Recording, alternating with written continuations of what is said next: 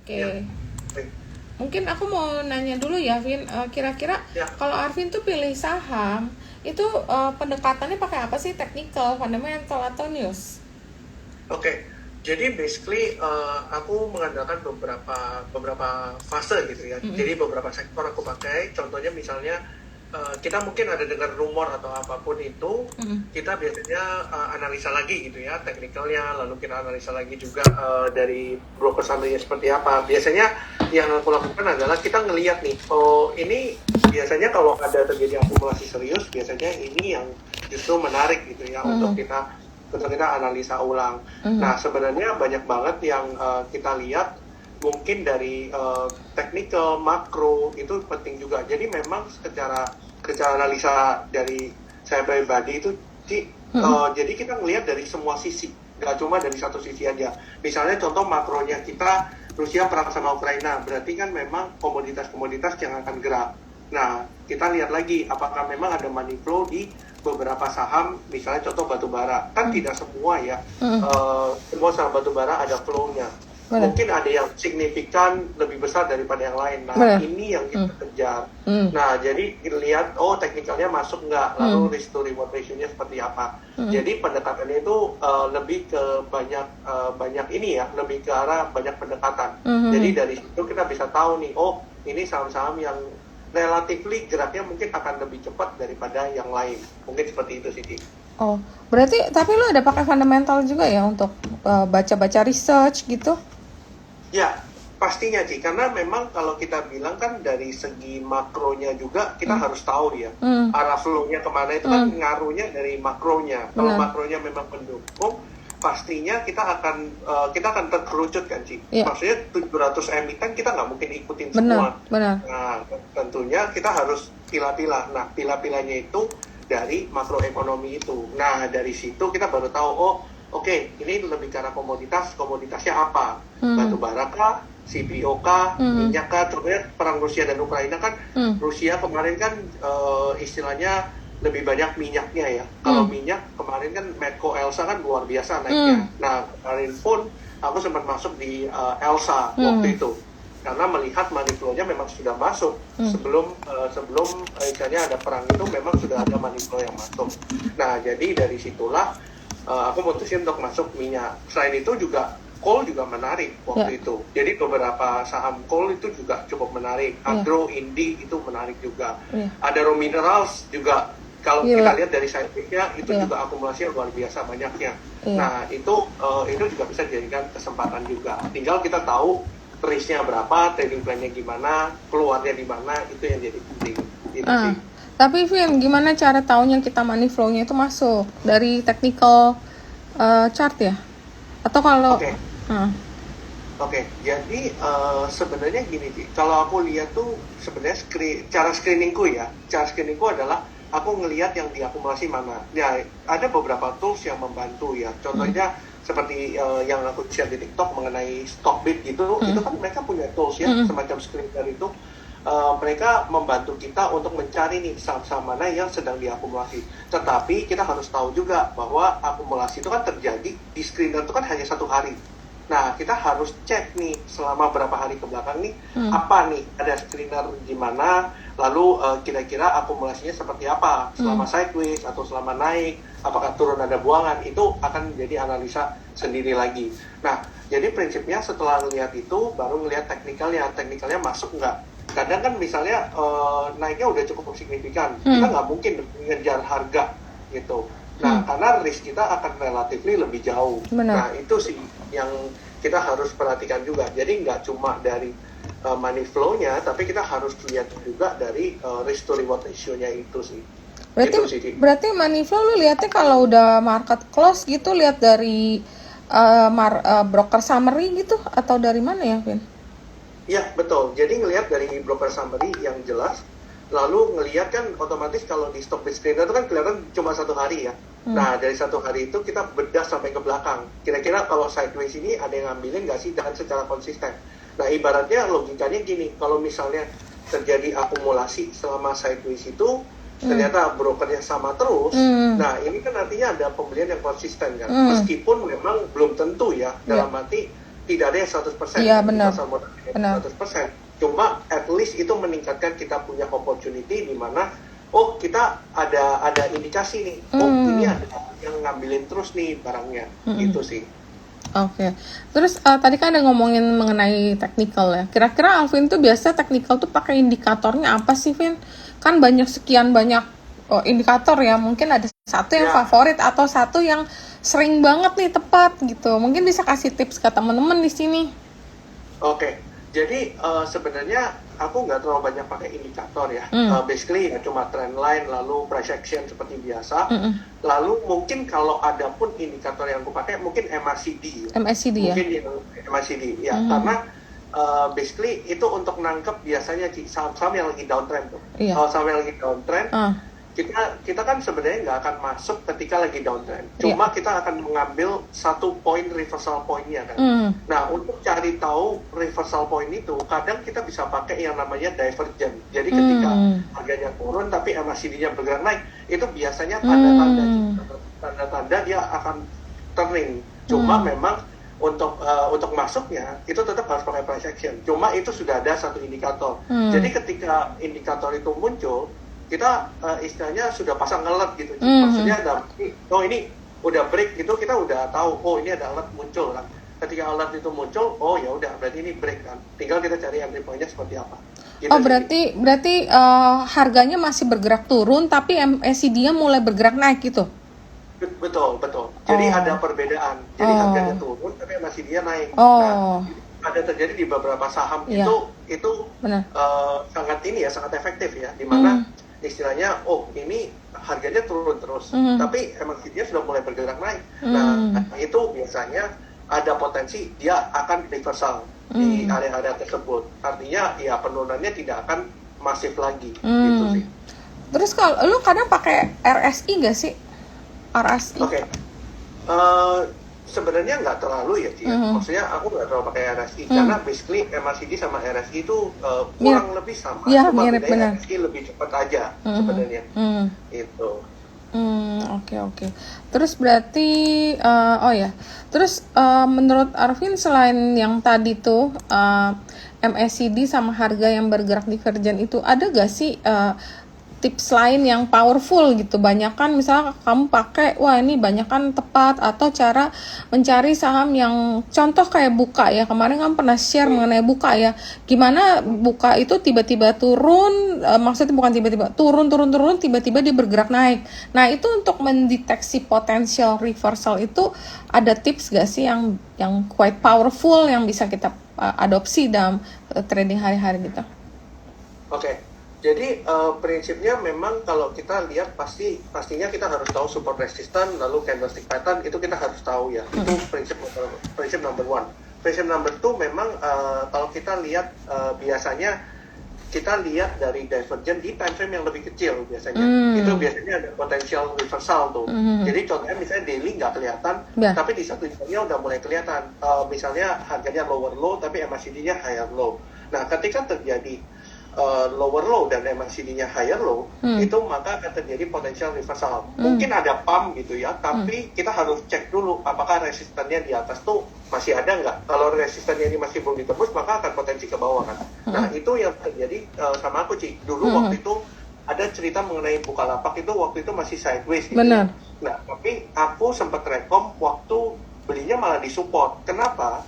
Karena posisinya adalah memang ada akumulasi di waktu itu ya, dan ternyata memang benar sempat kan ada yang Bukalapak naiknya hampir 9%, 10%. Iya. Nah itu kejadiannya waktu itu diakumulasi kalau nggak salah ya, diakumulasi lalu ternyata keluar berita itu Ci, yang Bukalapak itu akuisisi BBHI kalau nggak salah, ceritanya soal itu. Nah ternyata di-pump kan. Nah tapi prinsipnya adalah kita jangan ngejar harga gitu, bahwa ketika ya udah kalau misalnya sudah naik 10% ternyata nyentuh resist ya aku pertimbangkan untuk buang. Nah kenapa kok pertimbangannya seperti itu? Karena Bukalapak ini kita tahu ya chartnya itu dari awal tuh turun terus gak ada naiknya. Nah kita bisa ibaratkan banyak banget orang yang nyangkut di atas. Ketika banyak orang yang nyangkut di atas maka mereka pengen cepat-cepat keluar gitu.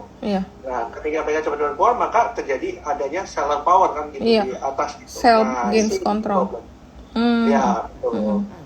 Oke, oke. Berarti untuk saham-saham yang downtrend kita tetap berarti kalau udah kita profitnya cukup lumayan, kita udah harus realisasikan dulu ya untuk Betul. menjaga jangan sampai cuan itu digebuk sama yang punya barang nyangkut gitu kan, kira-kira gitu ya, Vin ya.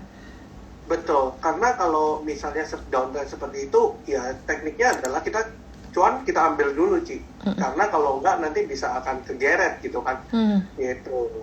Oke, nah terus Vin aku mau nanya nih, biasa nih kira-kira kamu tuh trading banyakan scalping apa swing dulu nih? Oke, kalau aku sih banyakan swing ya, Ci ya. Mhm. Biasanya aku lihat di support-support terkuat atau misalnya pada saat breakout tapi lihat time frame yang lebih kecil. Hmm. Nah, itu aku biasa masuknya di situ. Tetap lihatnya sih multi time frame ya, Ci. Dimana ngelihat daily-nya seperti apa, terus lihat 1 jamnya seperti apa. Hmm. Ngelihat daily-nya mungkin istilahnya kalau kita bilang di technical tuh daily itu kayak Google Map-nya gitu, Ci. Hmm. Google Map ke atasnya, oh ke atasnya masih jauh nih, tapi kan di dalam naik ke atas itu pasti ada yang kecil-kecil kan, naik turun kecil-kecil Iya. untuk mencapai ke sana. Ah. Nah itu kita pakai time frame kecil sih, Time karena kalau frame nggak kelihatan. time frame kecil itu berapa? 15 menit ya? 15 menit atau 1 jam gitu Oh, kurang lebih. oke, oke. Oh, jadi kamu banyakan pakai swing ya. Jadi kalau tips untuk swing kita tetap harus bedah lagi lebih kecil ya untuk time frame yang lebih kecil ya. Betul betul. Biasanya kalau kita ambil daily sih kadang nggak kelihatan gitu ya candlestick-nya itu, nggak kelihatan istilahnya masuknya itu enaknya di mana. Kalaupun bisa masuk, kelihatannya itu stop loss-nya jauh gitu, Ci. Gitu. Oke, oke. Terus aku mau nanya juga nih, kalau untuk scalper gitu kan sekarang ini lagi tren ya, banyak sekali kayak beberapa yang mengadakan untuk championship untuk scalper, dan mungkin ada beberapa perubahan trading wise yang dari ya dulu swing akhirnya jadi scalper. Mungkin ada tips untuk teman-teman di sini yang scalper apa yang perlu mereka cermati gitu untuk mendapatkan profit gitu. Oke, kalau kita bicara soal scalping kan kita bicara soal ini ya, di time frame yang sangat-sangat pendek. Artinya biasanya ya scalper itu nggak jarang banget lihat chart. Kalau lihat chart pun lihat chartnya 3 menit yang aku tahu ya. Nah, lihat chart 3 menit terus lihat bid offer. Jadi ngelihat bid offernya dimakan apa enggak. Karena kalau kita sebagai scalper kan ngelihat tuh bid offernya terus offernya dimakan banyak nggak. Misalnya contoh offernya 10.000, 20.000. Tapi yang sekali makan tuh bisa 3.000, 3.000, 3.000. Itu kan artinya ada pembeli yang masif kan sebenarnya. Iya. Nah, kita tinggal ngikut aja sebenarnya. Kita tinggal ngikut. Nah, tapi untuk scalping, biasanya sih kalau aku misalnya nemu ide untuk scalping, biasanya aku masuk nih, TP-nya itu cuma 3-4% paling sih. Itu separuh aku udah ambil. Nah, nanti kalau misalnya dia naik lagi ya sudah, at least aku sudah punya separuh. Kayak gitu sih, Ci. Oke. Nah, terus kalau scalping tetap indikator atau tips teknikalnya tetap sama ya, pakai tools yang sama ya. Betul, betul. Nggak berubah sih. Tapi memang kalau untuk scalping kan harus cepat ya, Ci ya. Kalau kita bicara cepat kan nggak mungkin kita nganalisa indikator terlalu banyak. Iya, kan, benar. Nah, jadi kita lihat dari time frame yang lebih kecil. Mungkin sekitar 5 menit tuh sudah oke. Kita ngelihat spike, langsung kita lihat lagi di bid offernya gimana. Itu sih. Nah, terus selain ini kan berarti kalau kita trading pasti erat kaitannya dengan stop loss dan profit taking. Nah, ada tips gak, Vin, untuk teman-teman kalau mau stop loss tuh kayak gimana sih? Sama juga mungkin berlaku juga untuk trailing stop ya. Oke. Kalau kita bicara soal stop loss itu banyakan orang kan gini, di saham yang volatile itu kan luar biasa gitu ya. Stop loss-nya itu maksudnya kayak sering kesentuh gitu ya. Nah, biasanya adalah kalau teman-teman mau stop loss itu nunggu market closing sebenarnya. Itu yang ideal. Kecuali memang kami mau ARB sih. Itu kalau mau ARB kita harus lepas at least separuh dulu lah. At least kalau misalnya dia ARB kan kemungkinan besoknya masih bisa turun, apalagi dengan volume yang luar biasa besar. Nah, prinsipnya adalah kalau misalnya di saham-saham yang mungkin agak tidak volatil gitu ya, teman-teman bisa manfaatkan untuk stop loss-nya itu di akhir sesi. Kalau misalnya benar-benar breakdown ya sudah baru buang gitu. Nah, jangan terjadi istilahnya teman-teman pasti pernah ngalamin ketika stop loss gitu ya, memang kena level stop loss-nya, tapi ternyata balik lagi pada saat closing gitu, itu kejadiannya memang karena eh, karena memang saham itu lagi volatil sebelum tutup misalnya, contohnya seperti itu. Nah, jadi biasanya kalau aku sih nyaraninnya adalah ya udah kita stop loss setelah market close, kecuali memang ada case-case tertentu kita harus buang di saat itu juga, karena memang marketnya nggak mendukung. Yang kedua memang mau ARB gitu. Kalau mau ARB kan kita nggak mungkin kita nggak lepas dulu kan gitu. Iya sih, ya kadang bisa juga kayak begitu. Jadi sebelum kan sebenarnya gini sih, ini ARB 7% ini kadang-kadang rada tricky ya, karena 7% itu sebenarnya nggak banyak. Kalau dia naik kan kadang bisa 25, bisa 35. Cuman karena dia turun 7% itu kan nutup, automatically kita nggak bisa jual. Itu yang bikin kita tuh nggak nyaman. Jadi bawaannya kayaknya harus jual karena ini nutup di 7%. Kadang ya karena pembatasan 7% itu bisa juga sebenarnya tuh saham gak ada apa-apa, cuman ada orang yang memang harus jual atau harus menutup posisi pada hari itu dengan menjual, jadi kan ARB gitu. Sebenarnya sahamnya tuh nggak ada masalah, nggak ada bad news, nggak ada apa, cuman ada yang mungkin ada scalper yang mau square posisi, dia udah selesai, dia menutup, besok mungkin dengan buka lembaran baru, kadang bisa kayak gitu. Jadi ya ini kadang triknya itu kalau di 7% ya kayak gitu. Kecuali kalau memang ada bad news, tiba-tiba nutup 7%, misalnya ada contoh ya, kayak contoh misalnya dulu ada satu company yang tiba-tiba pabriknya tutup. Nah, itu kan bisa terjadi istilahnya dia nggak produksi dulu. Nah, itu kalau nutup 7% itu bisa dimengerti sih kalau aku bilang, berarti kan memang ada news yang bikin itu mengganggu produksi, akhirannya berakhir kalau mungkin ujung-ujung laporan keuangannya jadi nggak sebagus sebelumnya. Tapi kadang-kadang saham yang sekarang ini nggak ada apa-apa gitu loh, memang ada yang jualan aja dan banyak scalper gitu. Scalpernya pada square posisi udah dia dibuang-buangin sampai kelar, dia orang ganti tempat lagi. Nah, terus aku mau nanya juga nih, Vin. Nah, tools powerful untuk akumulasi sama distribusi, toolsnya biasa apa aja? Oke, toolsnya biasanya dari tadi yang seperti aku cerita, aku biasa pakai Stockbit itu untuk screenernya. Lalu Stockbit ya? Stockbit. Stockbit, betul. Aku ngeliat dari Stockbit itu dari screenernya. Tapi itu kan screener kalau kita lihat dari Bandarmologi itu kan cuma 1 hari ya. Jadi tetap kita harus analisa lagi dari fase periodenya gitu. Kalau sideways ya kita lihat, sideways ini aku enggak, atau sideways ini distribusi atau enggak. Nah, jadi kalau ngelihat dari situ, terus lihat dari broker summary-nya. Itu sih 2 tools yang ngelihat untuk akumulasi distribusi itu. Jadi kalau misalnya teman-teman lihat gitu ya broker summary-nya, ini belinya sekian, jualnya sekian. Kalau belinya itu banyak banget tapi jualnya sedikit, artinya kan kita bisa asumsikan itu ternyata ada buyer yang serius, seperti itu sih. Jadi pakai screener ya. Dari screener itu kan banyak tab-tabnya tuh, Vin. Nah, itu yang dilihat apanya? Tetap. Jadi kalau dari screener itu pasti ada yang namanya Bandarmologi screener gitu Oh, ya. gitu. Kalau nggak salah Stockbit itu ada. Jadi Bandarmologi screener itu kita lihat dari banyak itu kan dia sudah kasih kayak semacam ada AI-nya ya untuk ngelihat gitu ya. Tapi memang AI itu kita nggak bisa istilahnya percaya 100% gitu. Kita harus analisa ulang kan gitu. Karena itu robot gitu. Nah, jadi kita analisa ulang, ini AI-nya seperti ini. Jadi kita lihat tuh. Nah, mungkin aku coba share screen aja. Iya, banyak yang request untuk share screen nih, Vin. Soalnya mungkin mereka biar bisa dapat gambaran. Kalau aku sih memang ya udah terbiasa juga sih dengan Stockbit. Cuman ada teman-teman yang belum biasa. Oke, aku share screen aja ya, bentar. Ini chatnya aku off dulu ya, biar yang share screen nggak keganggu. Tunggu bentar, yang baca-baca chat. Ini gimana sih chatnya? Off dulu. Oke. Mungkin teman-teman bisa lihat di bagian sini ya. Kalau teman-teman lihat di bagian Stockbit screener, itu ada yang bagian screener nih ya, teman-teman klik gitu. Nah, di sini tuh ada yang namanya Bandar Akum District. Ya, ini cukup banyak nih. Lihat nih, kan banyak banget kan. Benar-benar. Nah, ini kan sebenarnya yang menentukan ini kan by AI ya, jadi artificial intelligence. Benar. Nah, jadi teman-teman harus lihat lagi nih dari saham-saham ini yang mana yang paling menarik. Nah, Hmm. contohnya misalnya let's say ada LPPF, ada BNI dan sebagainya. Ini Hmm. ada Antam, Hmm. ada macam-macam gitu ya. Nah, teman-teman lihat lagi, teman-teman nganalisa lagi. Contohnya misalnya aku ambil contoh aja ya, Iya. LPPF gitu, let's say. Sebentar ya, aku buka dulu. Itu kayak gitu ada periode waktunya nggak sih, Vin?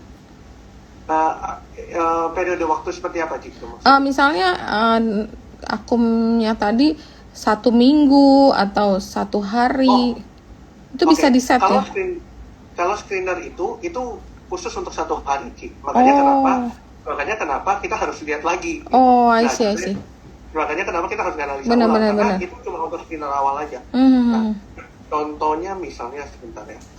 Nah, kalau teman-teman lihat LPPF, sebentar, aku ngambil template dulu ya, epidemiologi ya. Harusnya sih kelihatan. Nah, kalau teman-teman lihat ya, LPPF itu sebenarnya kalau dari sini, dari sideway ini, itu kan rata-rata ya, volumenya hijau semua dari brokernya. Benar. Lihat nih, hijau semua kan. Nah, sebenarnya teman-teman tinggal cari teknikalnya aja masuknya di mana. Nah, sebagai contoh misalnya, let's say, kita lihat nih, ini ada trend line nih, seperti ini. Ya, kalau teman-teman masuk di sini, istilahnya break, retest, baru ngajar lagi kan. Nah, istilahnya teman-teman lihat nih, ini flow-nya luar biasa besar nih, waktu di sini, waktu di sideway ini. Ya, di sideway ini lumayan nih, lumayan besar.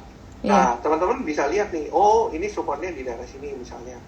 Atau supportnya di mana gitu ya. Nah, teman-teman lihat, bikin trading plan lah. Kalau misalnya dia breakout dari sini, teman-teman boleh ambil di sini. Stop loss-nya di mana? Stop loss-nya di bawah sini. Kayak gitu. Jadi terus lanjut kan. Anyway, nggak kena stop loss gitu. Nah, jadi even teman-teman bisa lihat ya, even di harga sekarang pun flow-nya itu masih masuk gitu. Nah, artinya kan sebenarnya kalau kita ambil ilmu dagang sederhana, artinya kan sebenarnya even di harga sekarang mereka pastinya dong mau sell even higher gitu. Nah, berarti sebenarnya mungkin tidak akan berhenti cuma ini. Gitu aja sih. Jadi kalau turun ini akumulasi, ini adalah salah satu yang menarik gitu untuk kita lihat. Gitu sih, tinggal cari entry point aja. Sebenarnya itu sih. Berarti filter awal dibantu dari screener sini, kemudian kita cek lagi dengan technical ya gitu ya, Vin ya? Betul. Nah, selain itu kita juga bisa lihat dari fundamental juga. Misalnya LPPF memang ternyata ada buyback gitu. Iya, sama dividen. Nah, kalau teman-teman lihat ya, LPPF itu sebenarnya akumulasinya sudah dari lama gitu. Dari sini bahkan. Iya, dari 1.800. Masih di level sekitar 1.800. Iya. 1.800. Nah, ini sebenarnya kalau teman-teman hold aja pakai trailing stop, ini udah dapat berapa gitu sebenarnya. Iya, 1.800 itu waktu itu aku masuk dan aku sempat rekomen sih dan sempat naik kenceng, cuma kemudian akhirannya mungkin karena naiknya terlalu cepat dalam 1 hari, ya ada yang kebetulan habis itu ada yang jualan ARB nih sampai ini yang bulan berapa tuh yang merah-merah itu baru abis itu udah pada keluar semua, udah pada cut loss baru naik sekarang sampai harga sekarang ini. Betul. Dan memang kinerjanya dia membaik sih, GCG-nya juga membaik, buktinya dividen juga bagikan juga. Tahun lalu kan nggak ada dividen kan, makanya harga turun tajam. Betul sih. Oke, menarik sekali nih. Nah kemudian tadi sebenarnya aku udah nanya sih cara entry saham yang downtrend. Nah kalau pakai tools ini bisa ngebantu juga nggak, Vin? Oke. Kalau sebenarnya kalau pakai tools dari Bandar ini nggak terlalu sih, tapi kita biasanya pakai technical kan. Contohnya misalnya ada MACD dan sebagainya, itu kita bisa manfaatkan. Nah, contohnya MACD-nya lower low tapi MACD-nya higher low tapi price-nya lower low misalnya. Nah, itu kita bisa manfaatkan untuk reversal point-nya. Nah, cuma aku belum ketemu ya, maksudnya belum ketemu saham yang modelnya seperti itu. Nah, nanti misalnya ada pun nanti pasti ketemu lah yang MACD-nya lower low, ininya higher low gitu. Oke. Nah, terus nih. Nah, pola reversal pattern yang super powerful untuk trading.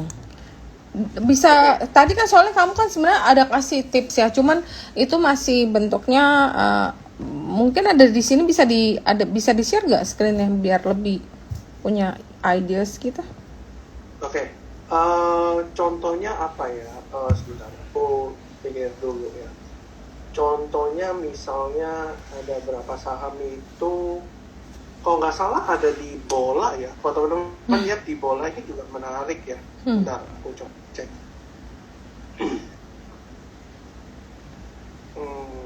Nah, bola ini kan sebenarnya sudah mulai ada akumulasi ya. Kalau teman-teman lihat di sini, udah mulai ya. Nah, cuma memang kalau kita lihat bola ini kan ada potensi ya, belum jadi double bottom di daerah sini ya. Nah, kalau dia break dari 564, maka arahnya akan ke atas gitu. Kalau kita hitung aja dari sini ke sini, itu sekitar ya kurang lebih lah ya 700-an. Dan memang di daerah situ memang ada resist gitu. Di sini juga ada resist, dan ini ada resist. Dan memang kalau kita lihat kan yang polanya seperti ini itu kan memang banyak resist di atas ya. Otomatis pasti ketika jatuh resist turun lagi, naik lagi, turun naik lagi seperti itu. Nah, kita tinggal cari entry point di time frame yang lebih kecil seperti itu sih. Itu kurang lebih ya caranya. Iya, ini hanya contoh ya. Teman-teman mungkin ada saham lain yang lebih liquid kan. Kadang-kadang ini kan kadang bisa kalau orang yang masuknya buat trading kadang likuiditasnya kadang nggak bisa memenuhi. Nah, terus ini yang paling menarik nih, Vin. Dan ini menjadi pertanyaan kita. Apa sih, gimana sih cara filter mendapatkan saham-saham yang multi-bagger? Mungkin tipsnya apa aja nih? Oke.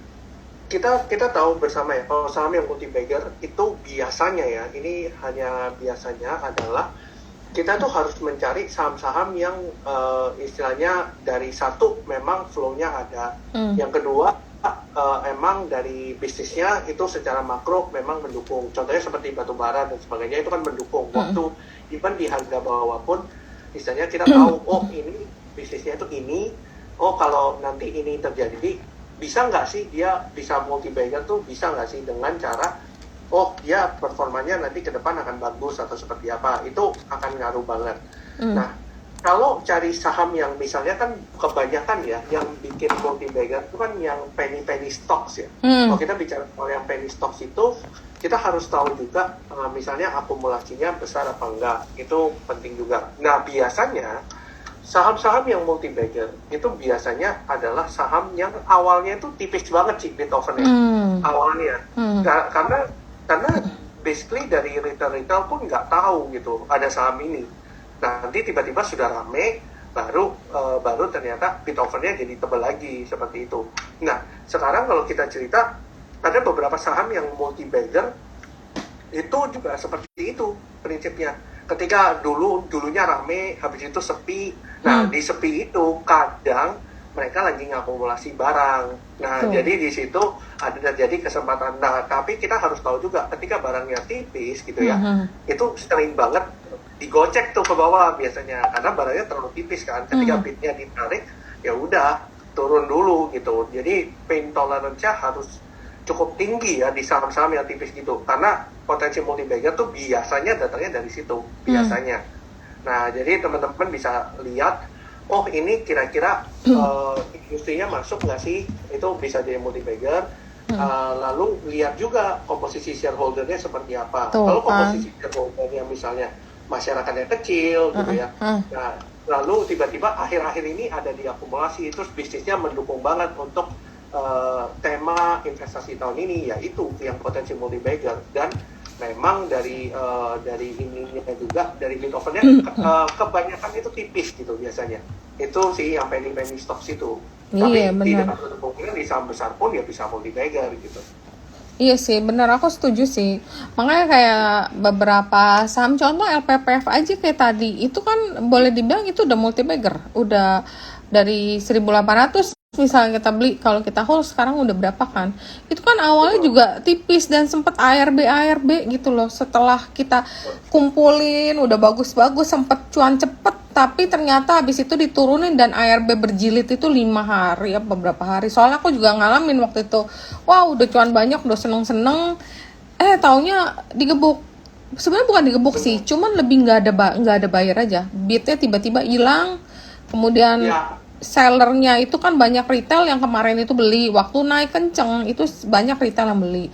Retail yang beli itu biasa kan mereka mencari profit yang jangka pendek, tapi ternyata begitu bid hilang, ada 1-2 mulai yang jualan, yang lain mulai panik, terjadi dah itu namanya ARB berjilid. Tapi setelah seller itu selesai dan orang back to fundamental, mungkin ada foreign buy juga masuk, mungkin juga ditambah dengan berita-berita yang positif dari emiten, itu akhirnya saham itu pelan-pelan bergerak naik, ditambah dengan perbaikan dari fundamental emiten itu sendiri.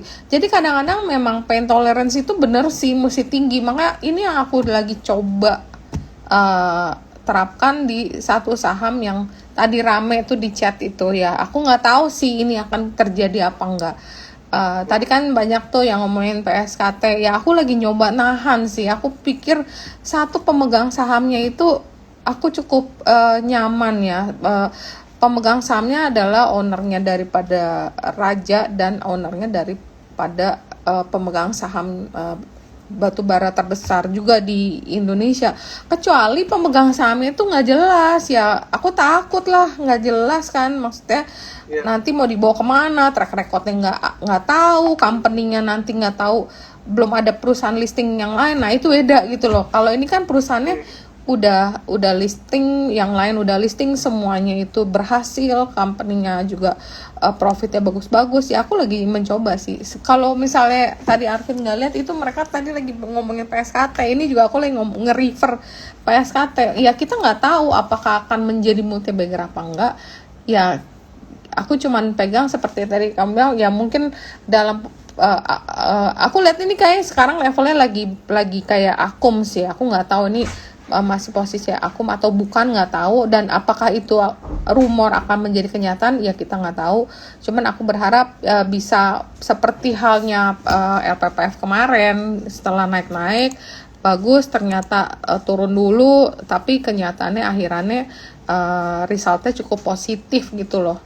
Nah terus oh berarti, nah kalau misalnya dia udah naik, biasa kamu hold apa kamu realisasikan profit sih? Kalau misalnya, contoh misalnya kan setahu aku kayaknya kamu ada ikut ADMR ya, IPO ya waktu itu ya? Betul. Kamu masih hold? 100 tuh ya, IPO pertama ya. Iya. Betul. Nah kalau misalnya kayak gitu, kan dia naik terus nih. Apakah Arvin akan ada profit taking atau let the profit runs sampai dia lemes baru dijual gitu? Oke, kalau kita bicara soal ADMR, kemarin aku ngambil pas IPO kan. Nah, posisinya adalah pada saat IPO, kalau teman-teman ingat, ADMR tuh kan misalnya naik terus ya. Waktu sempat naik luar biasa tinggi. Kalau aku buka ya, ADMR itu, bentar. Di ADMR itu nih ya, kalau teman-teman lihat chartnya itu kelihatan ya, bahwa memang kalau teman-teman lihat itu naik signifikan gitu ya. Nah, terus kayak tangga gitu ya. Nah, kemarin waktu ADMR itu stop arah ya, waktu itu di sekitar ini sempat berapa hari itu aku buang dulu waktu itu karena pertimbangannya aku mikirnya wah ini kayaknya kok nggak kuat nih. Nah cuma memang kan segala keputusan kan memang istilahnya ya pasti ada backdropnya ya, ternyata masih naik lagi kan gitu. Iya benar. Nah makanya kenapa kita bilang ya nanti kalau misalnya ada kesempatan lagi ya kita bisa masuk. Contohnya misalnya ini di sini ada triangle nih, kalau nggak salah. Kalau teman-teman lihat symmetrical. Di sini ada triangle. Terus ini break nih dengan volume. Gitu. Baru bisa masuk lagi gitu. Nah ini ada triangle nih. Ya kurang lebih triangle ya. Nah, terus break ini macet lagi. Nah teman-teman lihat volumenya 2 hari ini lebih kencang lagi daripada sebelum-sebelum. Nah seperti itu. Itu sih. Ya, jadi ada saatnya juga kadang walaupun dan naik tinggi, kemudian dia mungkin kayak flattening gitu ya, kayak nge-flat gitu baru kamu jual gitu ya? Iya betul, karena di pertimbangannya ya waktu itu ya Cia, aku mungkin pertimbangannya di sini 4 hari itu nggak, sekitar 4 hari itu nggak kemana-mana, jadi aku buang di sini, karena pertimbangannya juga outflow-nya juga besar. Ya udah aku mikir ini mau diturunin dulu nih, karena naiknya kan sudah segini tinggi gitu, mungkin kan dia retrace dulu baru naik gitu kan. Tapi benar. Kan ternyata kenyataannya kan tidak seperti itu kan, ternyata kenyataannya masih naik lagi gitu. Ya sudah, kita kita tinggal cari entry point yang baru seperti itu Iya, aja sih. berarti ya buy high, sell higher lah. Kalau misalnya gitu kan kita nggak tahu bakal naik segini tinggi. Kalau misalnya kita tahu pasti waktu dia flattening itu bukannya jual malah beli ya. Beli, betul. Nggak ada yang expect lah kalau market mah kayak begini.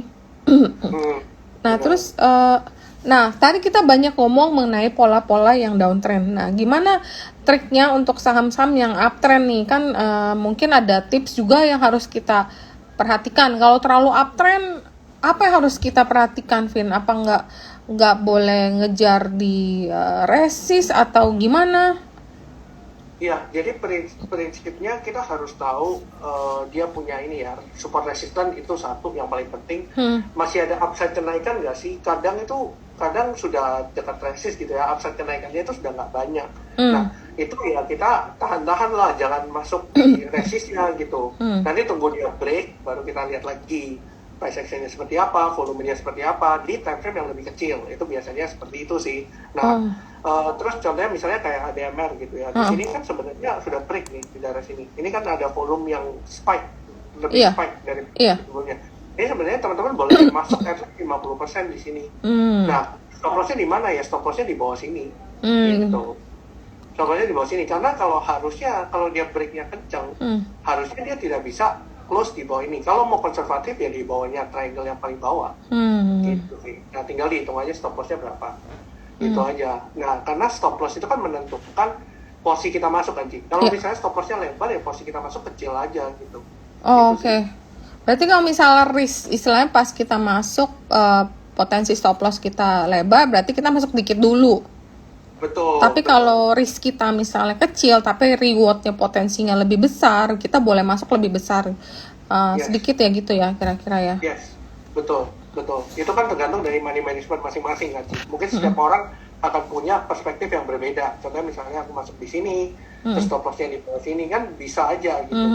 Jadi seperti itu sih. Jadi mungkin orang akan melihat secara berbeda-beda gitu sih.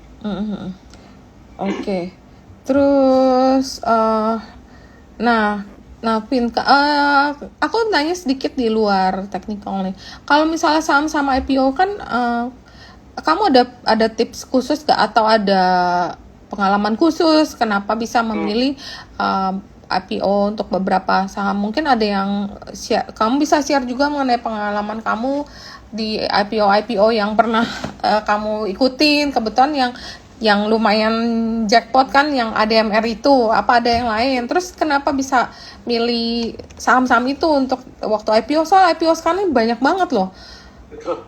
Banyak banget dan kita kadang setiap hari ada 1 sampai beberapa saham. Nah mungkin kalau ADMR kan mungkin jelas ya karena emitennya itu udah verified, udah track recordnya bagus. Mungkin ada company IPO yang sebelumnya pernah kamu ikutin dan memberikan cuan yang bagus juga gitu?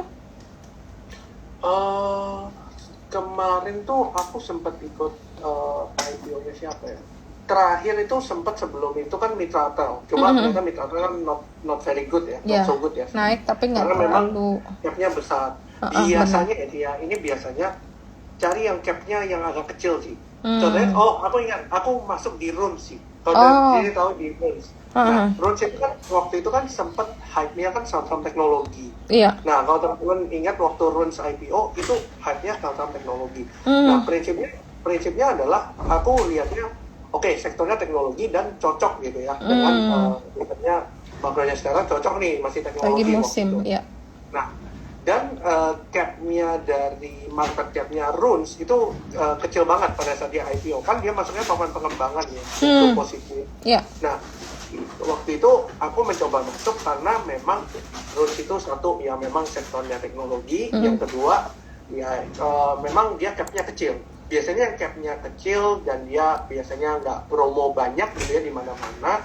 Biasanya itu arahnya bisa berhari-hari biasanya. Tapi ini bukan jaminan, jaminan. Tapi at least dengan seperti itu biasanya larinya kencang juga. Nah selain itu juga yang istilahnya selain itu ya yang porsi kepemilikan yang dilempar ke publik itu nggak terlalu banyak sih. Ini juga salah satu potensi. Berarti, jadi misalnya contoh kemarin kan sempat Net TV ya. Teman-teman lihat Net TV itu porsi yang sempat dikeluarin ke masyarakat tuh kecil, kalau nggak salah sekitar 5%. Nah, itu biasanya ada potensi juga untuk naik signifikan.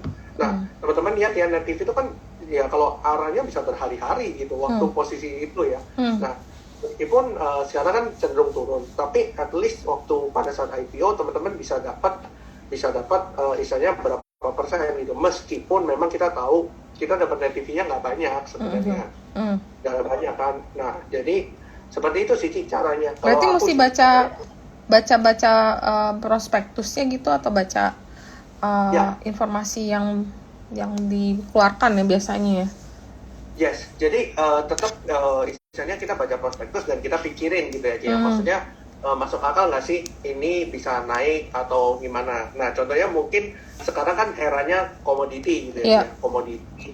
Nah, teman-teman bisa lihat tuh saham-saham, mungkin ada saham-saham beberapa yang Ada. hubungannya sama komoditi. Ada. Tinggal teman-teman kira-kira pikirin aja apakah saham-saham ini masuk akal nggak sih untuk kita beli? Apakah ini ada potensi arah berhari-hari? Itu teman-teman bisa pikirin lagi. Seperti itu sih. Oke, berarti kita beli saham yang istilah lagi tren sektornya dengan yang sekarang lagi hot, mungkin kira-kira itu akan membantu saham itu untuk naik pada hari-hari pertama IPO, dan market cap-nya jangan terlalu besar, sama saham beredarnya atau yang dikeluarkan ke publik itu nggak terlalu besar ya, Vin ya. Betul.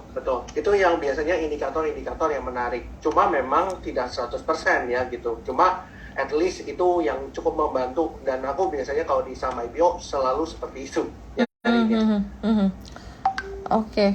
Oh ya, Vin, ini kebetulan kamu lagi buka layar kan? Tadi kamu bisa, tadi kebetulan kamu belum kayak share gimana yang ini loh, yang untuk akum sama distribusi itu, mungkin bisa bantu share gak di sini? Tadi kebetulan banyak, cuma yang ini ya tadi ya, pakai ini ya, bukan yang technical itu ya. Oke, berarti tadi kalau udah. nggak salah ada di preset screener-nya deh. Kalau teman-teman lihat ini kan ada big accumulation, big distribution ya, tinggal pilih aja big accumulation gitu. Nah, udah ketemu semua kan, tinggal kita cari aja, oh ini menarik, ini enggak, ini menarik, ini enggak gitu. Terus tinggal dicocokin sama technicalnya ya. Benar. Nah, terus ini juga kalau stop loss, kadang-kadang ada beberapa namanya false breakout, false breakdown. Ada juga yang kita terkena stop loss tapi sebenarnya turun volumenya kecil gitu loh. Nah, kalau kayak gitu gimana, Vin? Ada tipsnya nggak? Oke. Kalau misalnya seperti itu, biasanya ya, ini berdasarkan pengalaman gue pribadi, yang aku lakukan adalah misalnya naik, volumenya kencang, ternyata dia turun kan, tapi volumenya relatif kecil. Nah, biasanya aku lakukan misalnya sudah kena level stop loss, aku biasa tunggu hari besoknya sih. Aku nggak langsung stop yang itu, karena posisinya adalah mungkin kan istilahnya ketika volumenya turun, ketika kena stop loss, biasanya aku nunggu besokan harinya. Siapa tahu memang ini false. Karena potensi besar tuh. Biasanya false misalnya volumenya ketika turun itu false di situ, biasanya itu kejadiannya cukup banyak. Makanya kenapa biasanya kita harus pertimbangkan secara subjektivitas masing-masing gitu ya. Kita lihat subjektivitasnya. Oh, ini turunnya dengan volume yang relatif kecil. Ketika turun dengan volume yang relatif kecil, itu rawan banget besoknya tiba-tiba di-pump, tiba-tiba langsung naik lagi. Nah, itu yang kita harus pertimbangkan.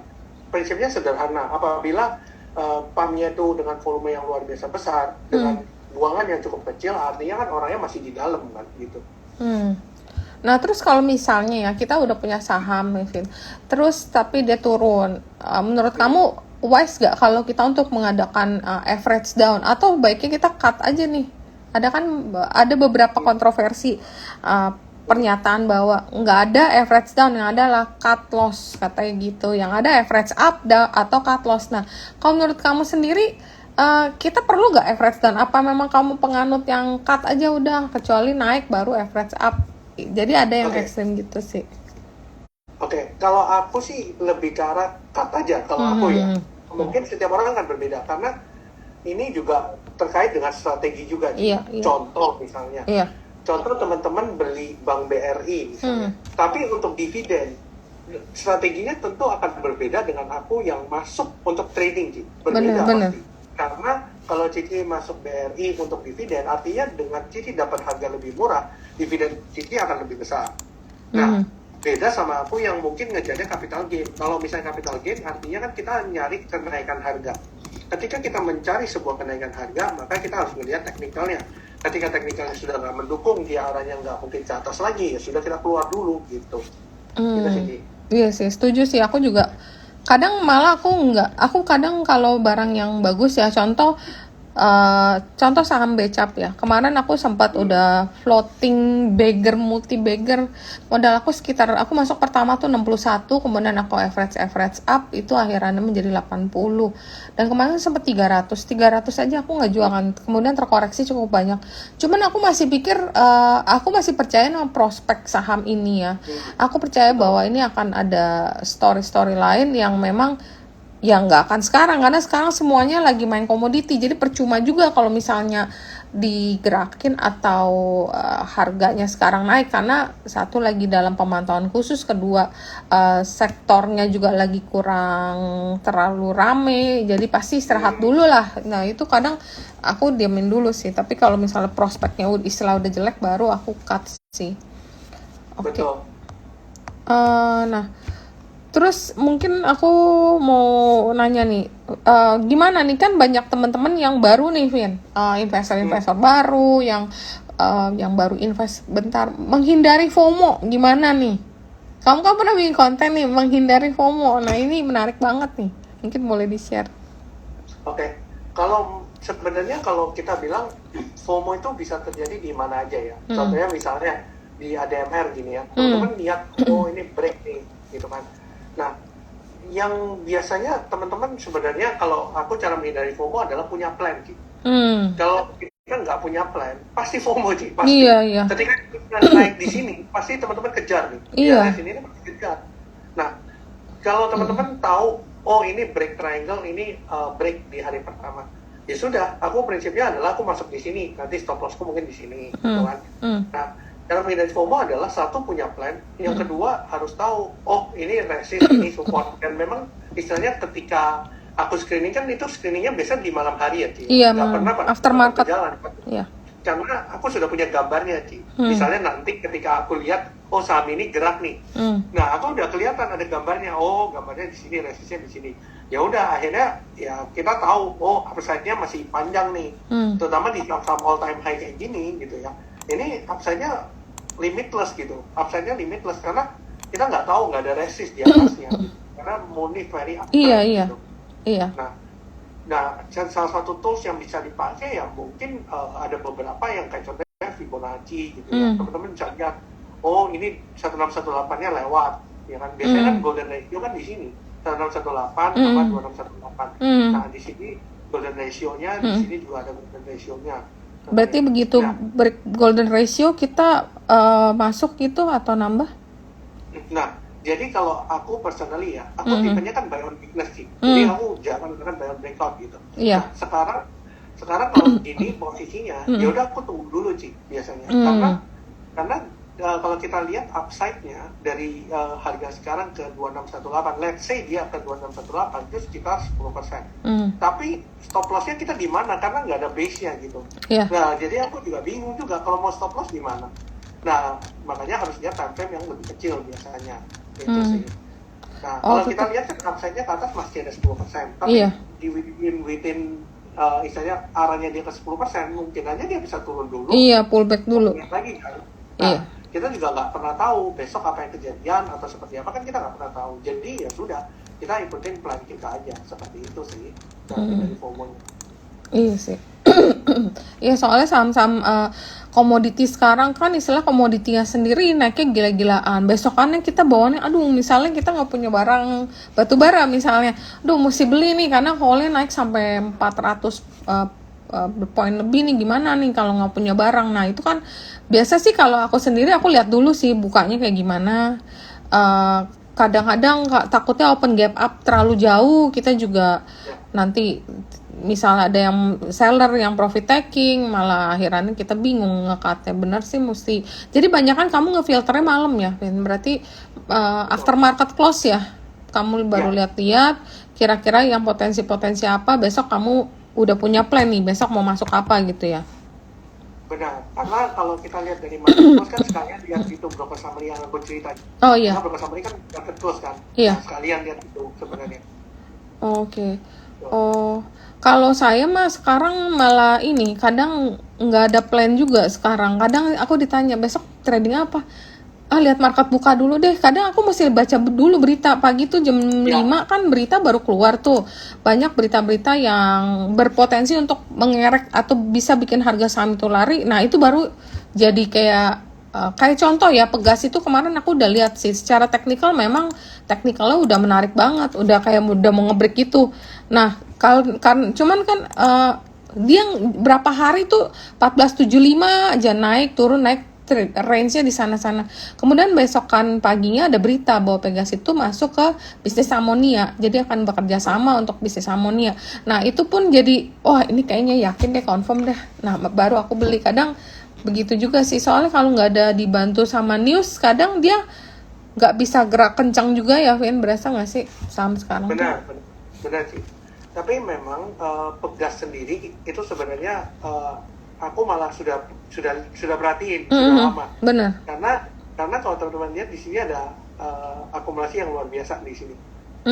Nah, itu beritanya belum keluar. Benar. Nah, jadi teman-teman bisa lihat ini ada kayak pola inverted head and shoulder. Kalau teman-teman tarik sini, nah itu supportnya gitu ya, kurang lebih ya. Ya udah teman-teman sebenarnya by break ini teman-teman boleh ambil stop loss di bawah sini. Udah nggak kena, masih lanjut. Gitu. Iya. Nah, kalau kayak ESA sendiri kamu gimana? Itu udah all time high ya? Sempat all time high di 800. Tapi kemudian tutupnya agak pullback karena ada satu broker yang jualan ke bawah sih kemarin itu. Oke. Kalau ESA kayaknya kemarin juga cukup baik ya. Kalau kita lihat sebenarnya ini sempat break ya dengan volume yang lumayan. Kalau teman-teman lihat di area sini,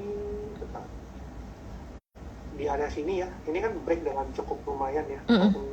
Di area sini nih, ini kan ada break nih, volumenya juga ada, ternyata flow-nya juga masuk. Nah, ketika dia keluar, ya buangannya kalau kita lihat dari chart ya, kita kelihatan nih, buangannya itu relatif kecil ya dibandingkan dengan masuknya. Teman-teman lihat, buangannya kan kecil sebenarnya. Nah, itu teman-teman bisa analisa lagi lah ya dari broker summary-nya.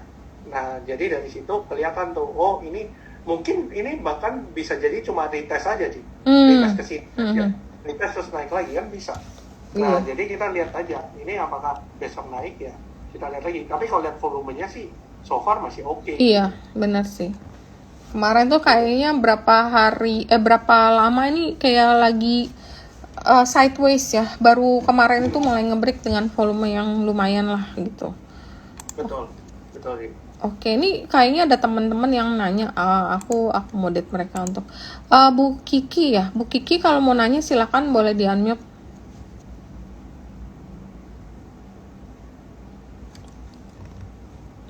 Bu Kiki jadi nanya? Kalau nggak jadi, kita ke Pak Semi. Pak Semi silakan di-unmute. Halo, selamat siang cerita kok. Arvin. Ko Arvin, thank you banget buat siang ini. Thank you. Cerita, Ko Arvin, aku mau nanya, ada dua hal yang aku mau tanyain. Yang pertama, kalau dari penjelasan Ko Arvin tadi, kalau kita udah paham bandar volume mungkin sama ada tools bantuan yang kayak distribusi atau akumulasi, berarti bisa disamakan sama spec buy nggak untuk kita mau masuk di satu emiten? Itu yang pertama. Lalu yang kedua, dari naiknya beberapa emiten batu bara, ada insight sendiri nggak dari cerita sama dan Ko Arvin untuk IATA? Memang baru mengubah kan kalau yang itu. Itu aja sih. Thank you banget cerita Ko Arvin. Have a good weekend. Thank you. Mungkin yang pertama Arvin bisa jawab dulu.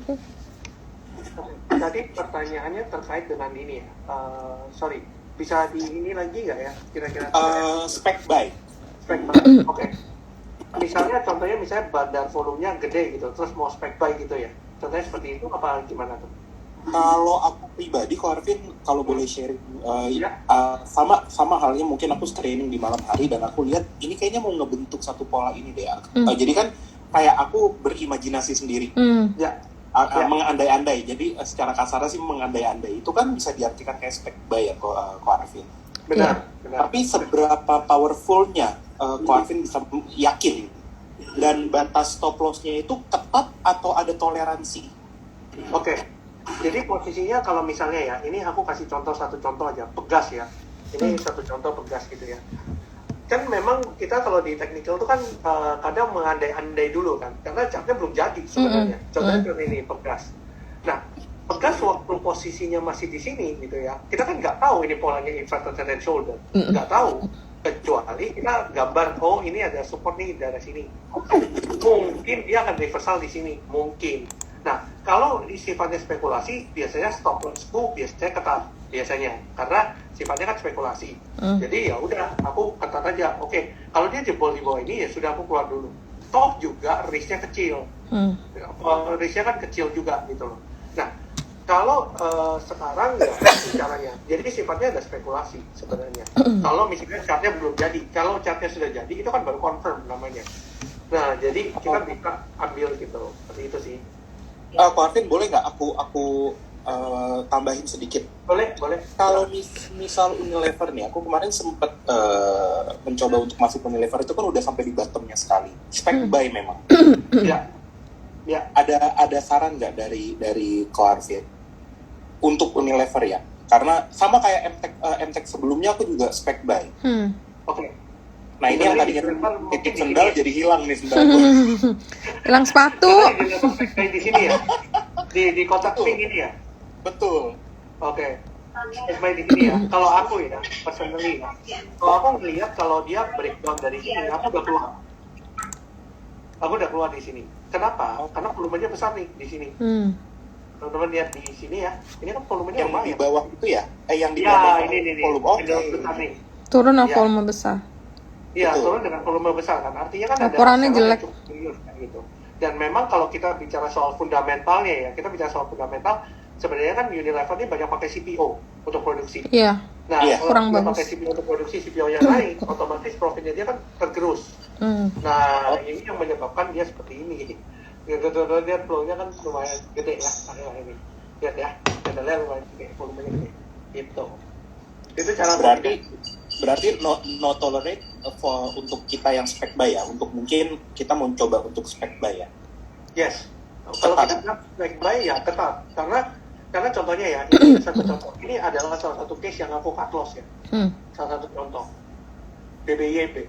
Kemarin aku pikir itu polanya akan bentuk inverted head and shoulder. Kalau teman-teman lihat di sini,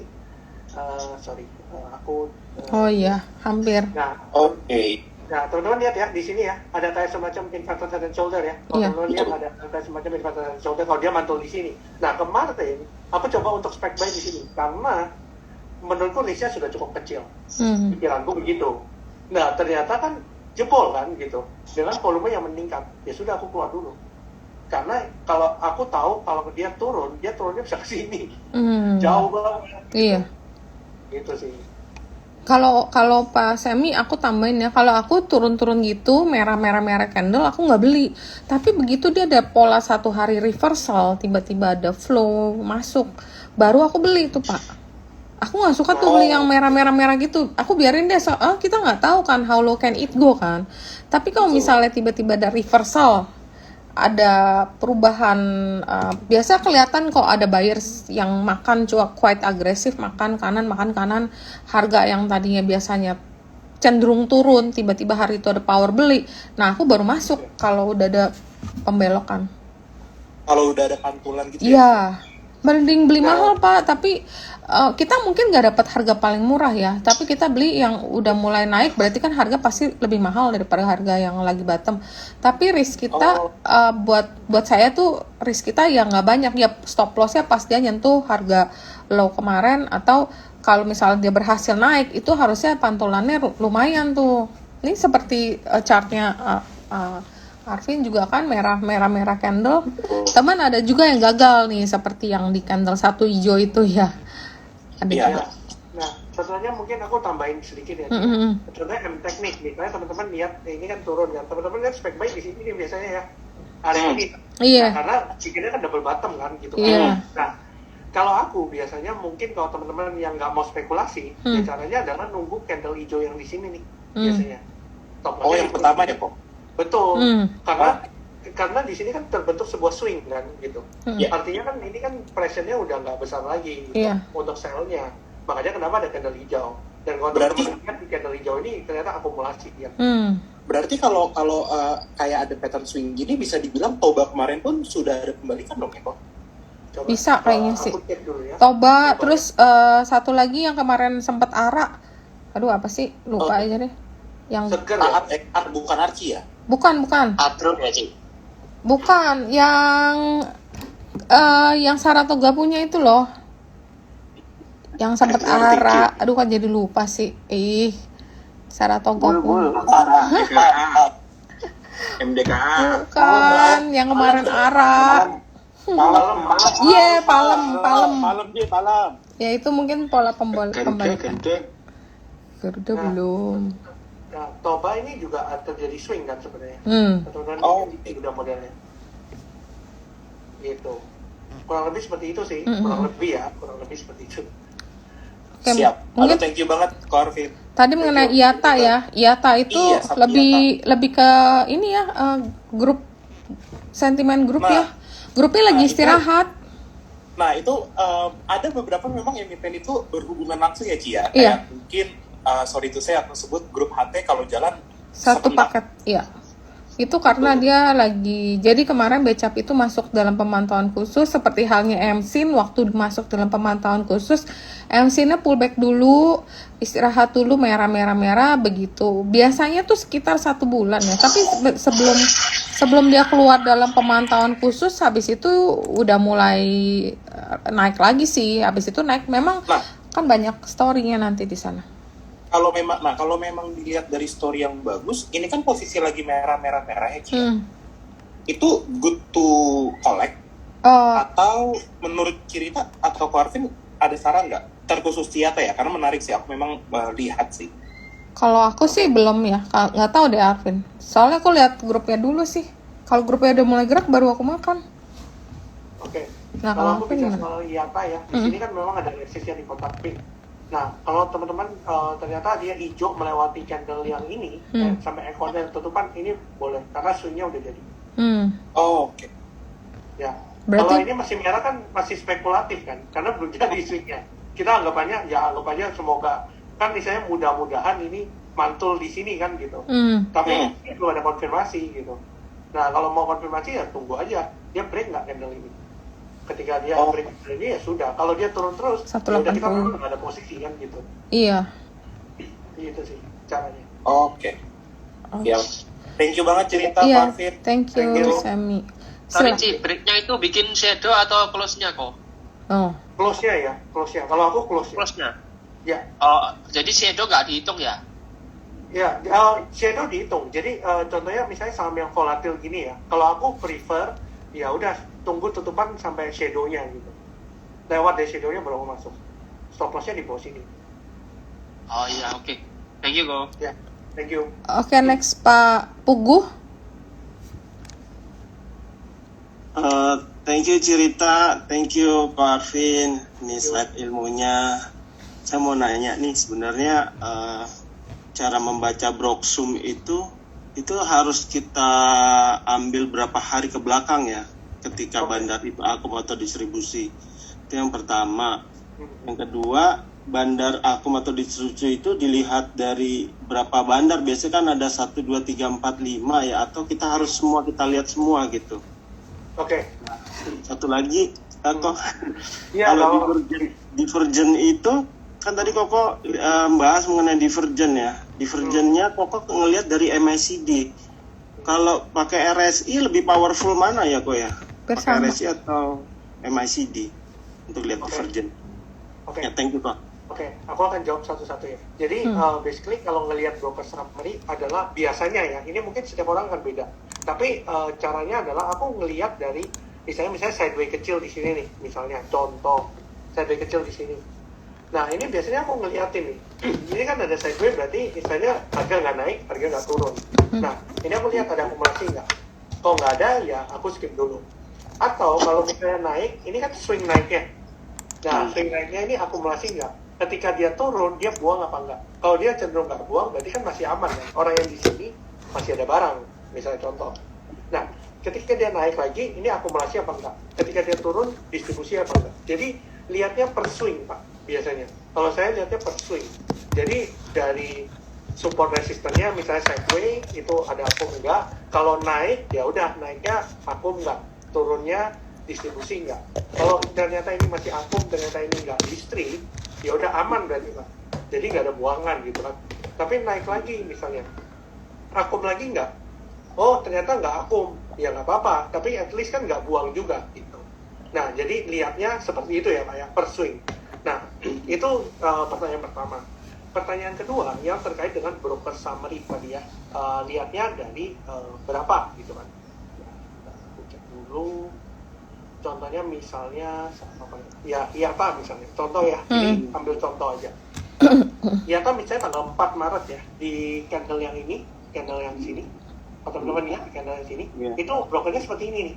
Ya, contohnya ya. Nah, teman-teman lihat ya, di antara top 1 broker, teman-teman bandingin. Top 1-nya masih akumulasi nih, di 2,6 bio, sellernya 1,9. MK-nya masih seimbang dengan kiri kanan.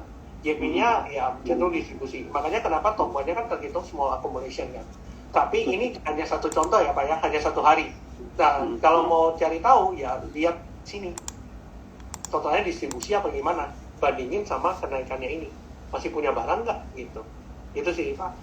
Jadi harus bandingin top 1-nya ini bisa ngover banyak berapa broker. Contohnya misalnya EP 2,6 bio.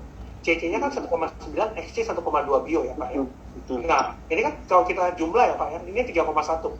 Ya most of the seller, 2 top 2 seller itu dimakan sama EP barang. Betul. Tapi masih akum gitu. Ada akumulasi gitu. Gitu Pak. Makanya tertulis di sini small accumulation karena itu Pak. Karena terjadinya itu.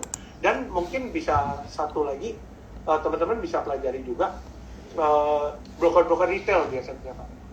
Kalau broker retailnya kebanyakan di sell, yang broker buy-nya ini anta beranta Pak. Biasanya itu akumulasi Pak. Biasanya. Gitu.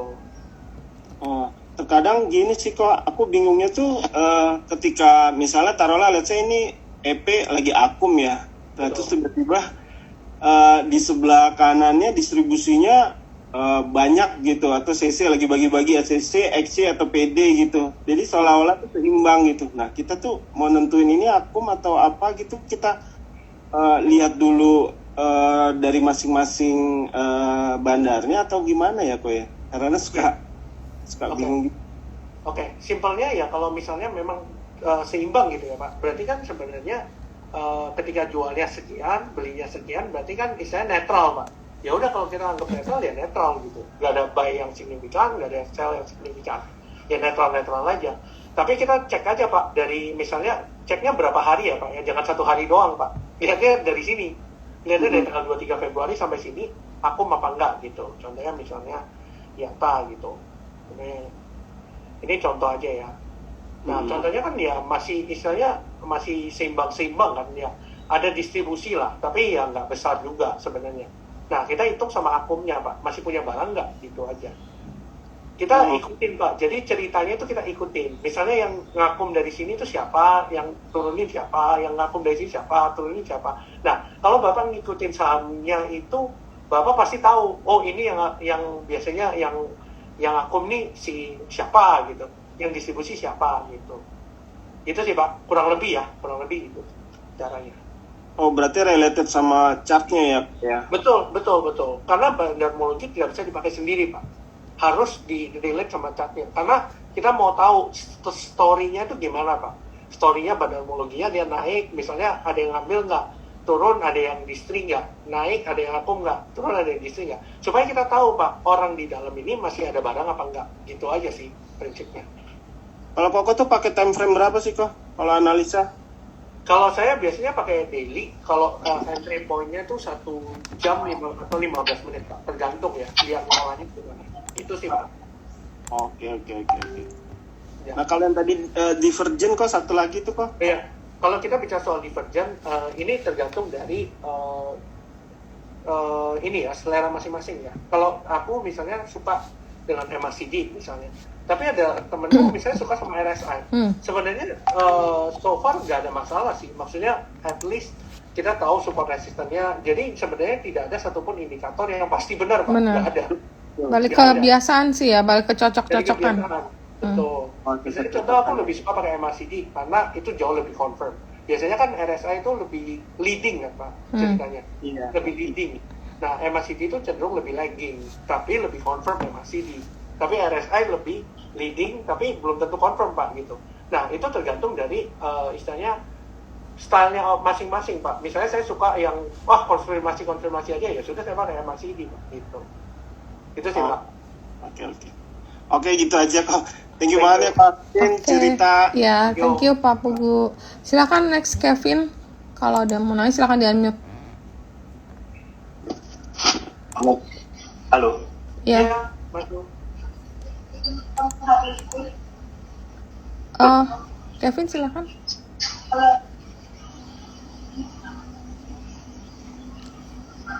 Nggak ada suaranya nih. Halo, selamat siang. Iya, siang Kevin, silakan. Ya, masuk. Ya, saya mau nanya sih sama Pak Arvin Iya, tentang satu saham itu di emiten batubara, itu Bumi kan.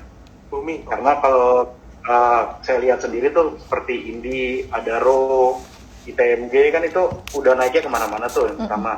Terus yang kedua, dari sentimen grupnya sendiri saya lihat Energi dan BRMS pun kalau satu bulan terakhir kan trennya naik tuh.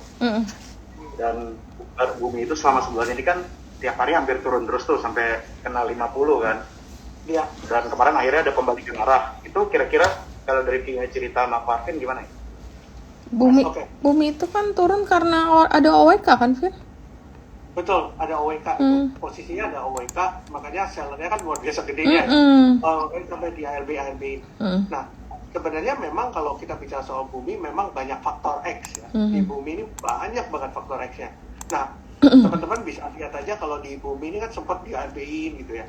Nah, tapi kalau kita bilang secara fundamental sendiri, sebenarnya harusnya laporan keuangannya bagus gitu ya. Harusnya, karena harga call-nya bagus gitu. Nah, sebenarnya kalau kita bilang Bumi ini kan sebenarnya sempat ARB berjilid-jilid gitu ya. Memang banyak banget faktor X-nya. Nah, teman-teman harus perhatikan sizing-nya. Ketika teman-teman masuk, perhatikan sizing-nya. Sizing-nya bikin nyaman nggak gitu. Karena Bumi ini kalau misalnya benar gitu ya, laporan keuangannya bagus, seharusnya ini harga sahamnya naik, harusnya ya. Karena memang kalau kita bilang Bumi ini ada sentimen dari call itu sendiri. Tapi memang perlu diperhatikan, Bumi ini punya faktor X yang aku cerita tadi. Jadi teman-teman perhatikan aja sizingnya yang bikin nyaman gitu. Jangan sampai kunci gitu aja sih. Itu sih. Oke. Jelas ya, Vin. Thank you. Buat tambahan kalau nggak ngerti atau kurang paham OWK adalah obligasi wajib konversi. Jadi si Bumi itu waktu itu dulu banyak utangnya, kemudian utang ditukar menjadi saham. Jadi sama si kreditur sahamnya itu dijual untuk dapat cashnya. Kira-kira kayak gitu. Oke, next Wing.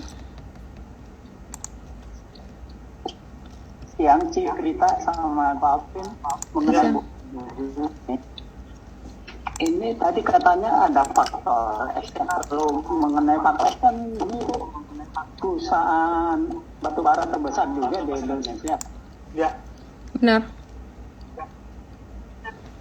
Nah itu faktor X-nya kalau saya lihat sih laporan keuangannya juga cukup bagus ya. Bisa nggak tembus ke 3.000? Kalau itu sih sebenarnya saya susah ngomong ya. Benar. Jadi nggak susah. Kecuali kalau lihat dari trennya udah mulai bagus ya kita baru bisa bilang gitu ya. Iya. Dan itu pun apakah bisa ke 3.000 ya nggak tahu gitu ya. Kalau kita semua tahu ya kita sudah all in kan. Iya, gitu. benar. Kita nggak tahu gitu. Nah sekarang seperti saya bilang sendiri, misalnya Bumi bisa nggak dia ke 80-90? Ya bisa. Tapi teman-teman harus perhatikan dia juga bisa ke 50 kan gitu. Seperti yang aku cerita soal faktor X tadi. Memang kita bilang Bumi itu secara prospek bagus dan sebagainya kita tahu ya. maksudnya dia istilahnya untuk sentimennya itu banyak banget yang bisa ngeliat bumi ini. Benar. Cuma memang ada faktor X yang kita harus perhatikan. Nah, tentunya kita sendiri punya pain tolerance yang kita masing-masing. Dan kita harus tahu keluarnya di mana kalau misalnya ini terjadi. Karena harga saham kan tidak pernah akan ke atas terus, Pak. Nggak akan. Pasti ada turunnya juga kan. Nah, itu yang kita antisipasi. Itu aja sih. Ya benar sih, itu kan kemarin mentok ARB-nya kan 50. Kalau saya lihat sih tahun 2024 itu kan dia ada pabrik metanol sama DME itu akan beroperasi. Itu yang pertama itu titik peluang yang terbesar dia di sana. Yang kedua sekarang harga batu bara udah tembus ke 400. Kemungkinan utang-utangnya dia pun tahun ini bakalan beres dah. Nah, utangnya itu dibayar pakai saham, Pak. Jadi Ini lain lagi.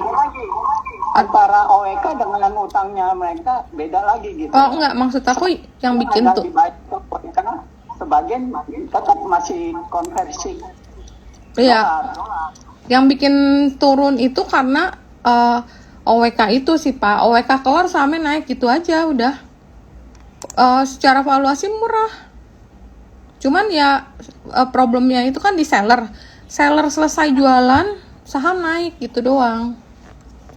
Jadi ya faktor X-nya ya sellernya itu. Dan kan sempat ada berita lagi bahwa akan another 5 triliun lembar ya saham yang akan dikonversikan. Nah itu kita nggak tahu kapannya gitu. Kemarin aku udah tanya Mr. Dilip, kayak dia belum jawab deh. Nah itu faktor X-nya itu doang.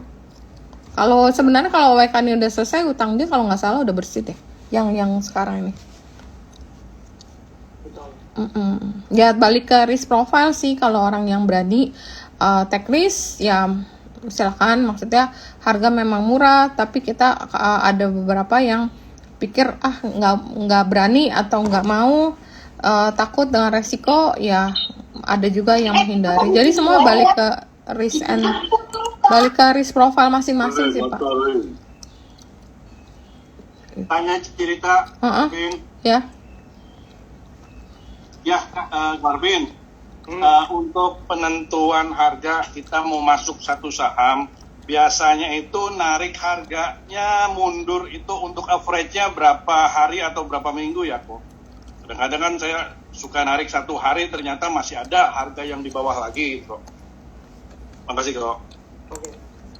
Ini untuk narik harga untuk support resisten atau untuk apa ya? Harga rata-rata kok. Harga rata-rata kok. Oke. Kalau misalnya ya, kalau aku personally, misalnya contoh ya, ini sedikit contoh. Bumi misalnya sideways di sini, ya udah aku lihat harga average di sini, kira-kira berapa? Itu aja sih.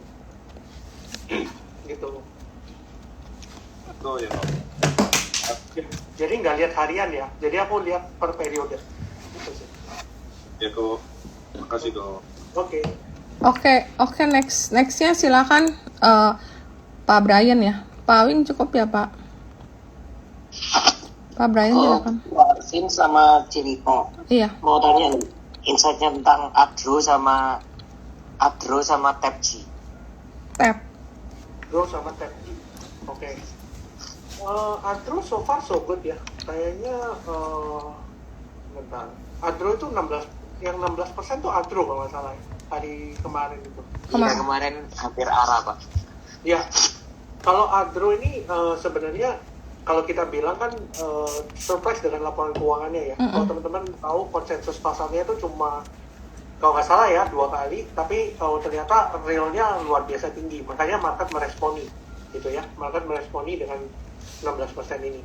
So far untuk Adro, aku personally sih masih oke ya, karena secara tren juga masih baik gitu. Jadi so far kalau dia ada koreksi pun, menurutku masih wajar gitu ya. Kalau koreksinya ke level ini gitu ya, ke level contoh sedikit ke level ini, daerah sini, itu masih wajar banget karena dia membentuk sebuah higher low untuk naik lebih tinggi lagi. Itu sih. Untuk TAPG ini juga sama ya. Kalau kita bicara soal TAPG ini kan terkait dengan harga CPO. Nah, kalau kita bilang ya memang kalau kita bilang CPO terakhir-terakhir ini jauh lebih lagging ya kalau kita bilang. Benar. Jadi sebenarnya ini adalah kesempatan buat teman-teman mengambil gitu untuk safety, tetapi tentunya tidak akan ngambil di harga tinggi begini. Iya. Gitu ya. Tunggu pullback. Ya, tentunya tunggu momentum koreksinya baru ambil. Menurut aku sih begitu. Itu sih. Oh ya, tambahan buat Pak Brian ya, minggu depan kita menghadirkan TAPG sebagai narasumber kita untuk memberikan insight-insight perkembangan mengenai company-nya TAPG sendiri minggu depan. Saya bertanya, cerita Iya. Ya, boleh. Ini terkait yang batu bara ya, kita lihat sentimennya emang tinggi sekali gitu, harga juga diapresiasi tinggi. Tapi untuk emitennya kalau dilihat ada divergence gitu ya, itu gimana ya menyikapinya? Oke, kalau kita bicara soal tadi kan ada MACD divergent yang downtrend ya, tapi ada juga yang istilahnya harganya high tapi MACD-nya low misalnya. Ya sudah, berarti kan ada potensi bearish divergent di mana ya dia akan koreksi dulu kan. Karena basically memang what comes up pasti ada comes down juga kan. Tidak selalu up terus kan gitu. Pasti ada koreksinya. Nah, koreksi itu yang kita manfaatkan untuk kita ambil gitu selama masih uptrend. Selama swing low terakhirnya tidak di break, artinya kan masih uptrend kan gitu. Itu aja sih prinsipnya. Oke, berarti tungguin sampai break dulu aja ya? Ya, betul. Mending seperti itu. Ya, oke, thank you. Thank you. Oke, Brian cukup ya? Oke, next Freddy. Cukup sih kita. Thank Sama you. Hah? satu lagi sih Cik, kalau Iya. boleh tanya lagi ya. Ini kan harganya CPO itu udah lagi gila-gilanya ya. Dan saham-sahamnya kebetulan masih kebanyakan pada laggard semua ya. Itu kalau menurut Koko saham CPO yang paling menarik untuk diambil dari risk and reward-nya. Nah, yang mungkin yang paling lagging kali, Vin. Yang paling lagging menurutku ya duo Triputra ya, TAPG DSNG. Duo ini yang lebih pelan ya dibandingkan yang lain ya. Kalau kita lihat Ali, Alsip itu juga udah kenceng gitu ya. Kalau dua ini menurutku yang agak terlambat. Benar. Jadi teman-teman bisa perhatikan aja untuk dua ini. DSNG, TAPG. Oke, makasih Ko Arvin cerita. Oke, thank you Brian. Silakan Freddy. Yuk, makasih Ici. Oh, mau nanya kalau misalkan yang pertama itu kan ada konsep let your profit run. Kayak di Indi, Antam tadi kan udah sempat agak bahas dikit, tapi aku agak kurang paham itu kita tentukan trailing stop atau pakai support dalam time frame yang timing lebih kecil kok. Oke. Itu depends ya dari strategi masing-masing. Contoh let's say misalnya Indi contohnya ya. Ini aku kasih contoh aja Indi. Iya. Agak pelan, sorry. Indi. Oke, kalau kita bicara soal Indi ya, sebenarnya kan kalau kita pakai ilmu trailing sebenarnya itu trailingnya masih di sini, jauh banget kan, gitu, jauh banget. Nah, kalau trailing ke sini mau berapa persen bisa jauh banget. Nah, caranya adalah ya udah lihat di time frame kecil aja. Apakah misalnya kita cari resistnya dulu, resistnya di mana? Misalnya resistnya, nah, let's say misalnya ya, ini sedikit contoh aja ya, karena mungkin agak pelan gitu ya, untuk nyari resist di agak jauh. Misalnya contoh di sini ada resist, misalnya ya, contoh di sini ada resist. Biasanya di time frame yang lebih kecil itu akan muncul pola-pola gitu ya. Pola-polanya itu mungkin double top, double top di time frame yang lebih kecil. Ya udah ketika breakdown dari double top itu dengan volume ya udah kita buang. Contoh let's say ya, contoh misalnya di time frame yang lebih kecil ya, ini kita cerita lebih kecil. Ada pola double top ini terus dia breakdown. Ya teman-teman keluar di sini ya gitu. Sekitar di level 2800-an. Itu sih caranya. Karena confirm ini arahnya akan turun dulu gitu. Itu sih. Nah itu, sorry kok, time frame-nya kita pakai acuan 5 menitan atau 15 menit atau 30 menit kok? Oke, idealnya 1 jam aja. 1 jam ya? Ya. Biasanya kalau kita pakai yang 15 menit, 30 menit, itu istilahnya bisa aja false gitu. lebih banyak false-nya. Tapi kalau 1 jam biasanya jarang sih, lebih jarang. Oh ya, oke. Ya. Oke. Lalu ada pertanyaan kedua kok.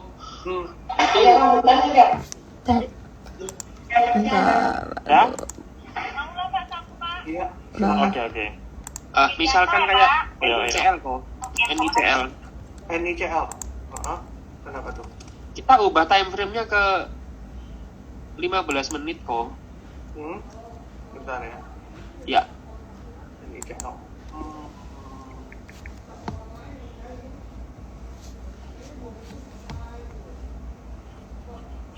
15 menit. Pas di hari terakhir aja kok. Di sini? Yang hari terakhir tanggal berapa kemarin? 4 ya? Iya, ini tanggal 4 nih, 15 menit kan? Nah, itu kan ada volume merah gede itu satu. Di sini? 5 menit, di 15 menitan itu kok. Nah, itu, iya. Ya, Nah, itu kalau kita ubah ke 5 menit, itu volume merahnya itu ke breakdown lagi jadi volume hijau-hijau. Nah, itu kita bacanya gimana sih kok? Ada masukan nggak? Oke, kalau kita pecah dari 5 menit kan berarti kita pecah volume ini itu sebenarnya istilahnya banyak hijaunya apa banyak merahnya kan gitu. Betul ya? Nah, kalau kita lihat banyak hijaunya, berarti kan yang buy masih lebih banyak daripada yang sell kan. Kadang kita lihat dari volume yang daily misalnya, merahnya gede itu, tapi ternyata gede ini banyak kan karena candle-nya yang merah gitu, bukan karena volumenya merah. Nah, kalau misalnya candle daily-nya merah, volumenya misalnya merah gitu ya, biasanya volume itu akan ngikutin warna candle biasanya. Gitu. Oh, lebih cenderung ngikutin warna candle ya. Oh, betul. Jadi bukan indikator karena dia banyak yang sell di bid, bukan juga ya kok ya? Bukan. Makanya harus dibitnya ke time frame yang lebih kecil. Kelihatan tuh kalau time frame yang lebih kecil kan kelihatan. Dia pecah volume gitu. Saya ubah ke 5 menit itu merahnya hilang jadi hijau-hijau. Nah, ini aku bantu ubah ya. Ini ya, kurang lebih di sini. Ini yang tanggal itu. Nah, ini kan kalau teman-teman lihat ini hijau, volumenya besar. Ketika merah volumenya kecil, berarti kan buangannya kecil. Meskipun di 15 menitnya kelihatannya gede kan gitu. Iya. Jadi harus trikinya di situ, harus lihat dari istilahnya harus lihat dari volume yang time frame lebih kecil gitu. Oh iya, oke kok udah paham kok. Ya, terima kasih kok. Oke, thank you. Ini satu pertanyaan terakhir. Semi tadi udah ya, berarti Elmo ya, karena waktu kita terbatas nih. Siap, oke. Thank you, Ci. Thank you.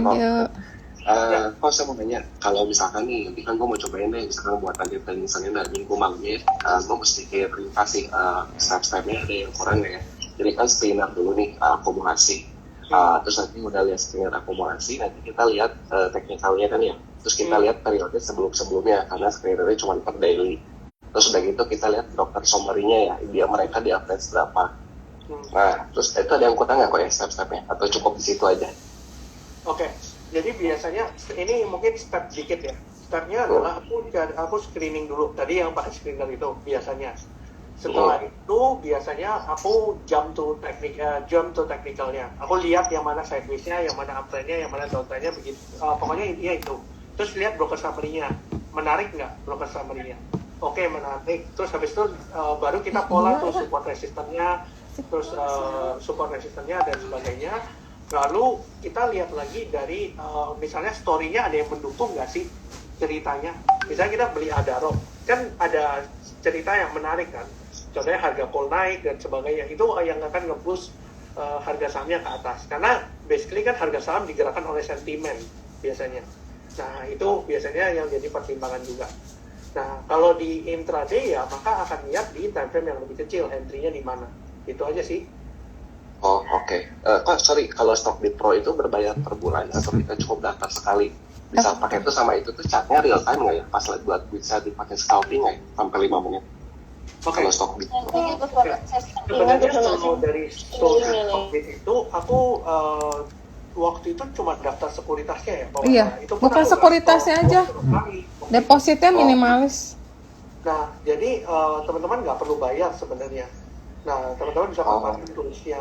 Nah, selain itu juga, aku nggak pernah ini ya. Maksudnya untuk Stockbit ini biasanya aku pakai untuk tutupan market sih, karena mau ngelihat ini loh, pada volumenya ini aja. sebenarnya. Nah, kalau biasanya di intraday di market yang lagi berjalan, biasanya aku pakai trading view biasanya. Karena itu kan real time-nya memang bayar, aku pun bayar sih. Oh, kamu pakai yang langganan ya, Vin? Trading view-nya? Betul. Jadi aku bisa tahu, oh ini geraknya seperti ini. Nah, cuma kalau nggak salah ya, ini mungkin bisa korek ya, mungkin bisa koreksi aja. Kayaknya sih real time. Oh, harus dicoba ya. Buka rekening aja di Stockbit, tapi mau depositnya berapa terserah sih. Lumayan banyak berapa fitur.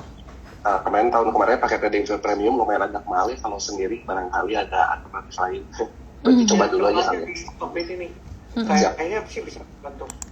Siap. Oh ini sorry, pertanyaan terakhir aja. Kalau untuk scalping itu kan kita ngeliatin earning trend nih. Itu kan kita suka agak bingung ya. Jadi banyak banget saham-saham yang keluar. Itu misalnya ada tips nggak yang bisa kita lihatnya apa aja nih? Misalkan yang offernya paling banyak dimakan nih dalam lotnya besar, kan itu berarti bandarnya makan gede ini kita ngikutin ke sana. Terus kalau top gainer sama top volume sering dipakai nggak kok? Terus cara pakai efektifnya gimana buat scalping? Thank you. Sorry tadi tools apa? Sorry tadi yang terakhir. Running trade, top gainer sama top volume kan suka ada tuh. Oh iya. Kalau aku biasanya gini, aku nggak tahu di setiap sekuritas mungkin ada mungkin nggak ada, cuma nggak tahu ya. Biasanya di tiap sekuritas tuh ada filternya ya. Filternya misalnya downloadnya berapa gitu. Biasanya aku sudah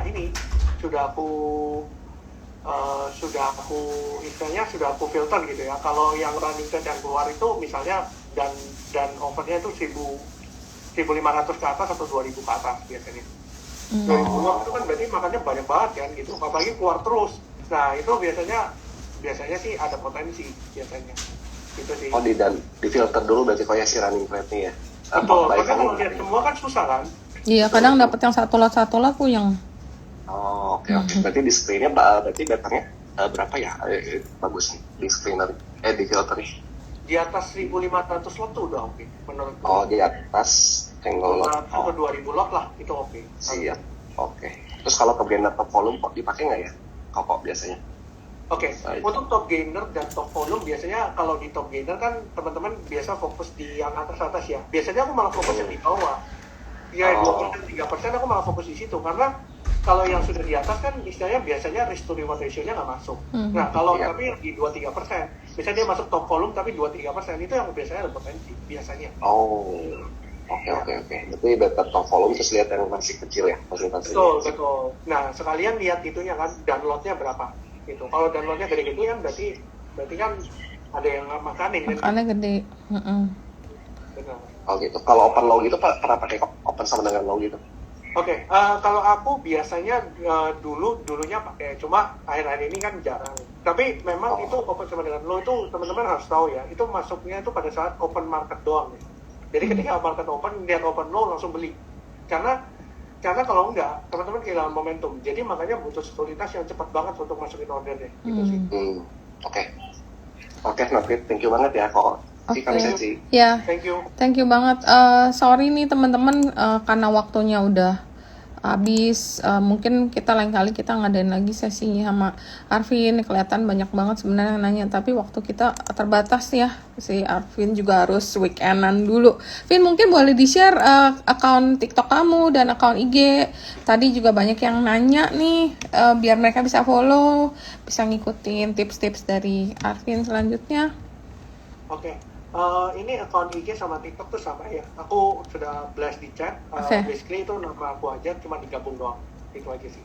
Oke, teman-teman boleh di follow ya TikToknya dia. Pokoknya banyak tips deh. Aku juga sering soalnya dapat tips dari dia. Kemarin yang aku seneng tuh yang ini kalau mau lihat yang dari screener juga tuh dari Stockbit. Itu aku coba pakai untuk melihat penutupan di akhir tahun. Kayak kalau nggak salah kamu pernah share deh.